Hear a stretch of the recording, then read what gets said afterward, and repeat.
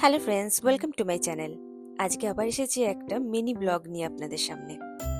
Valentine day উপলক্ষে দোকানগুলোতে দেখুন কি সুন্দর সুন্দর গোলাপ ফুলে সাজানো রয়েছে, আর এখানে কত টিউলিপ গাছ। আজ সন্ধেবেলা এসেছিলাম একটা ভ্যালেন্টাইন ডে ইভেন্টে। ছিল অনেক ধরনের খাওয়া দাওয়া।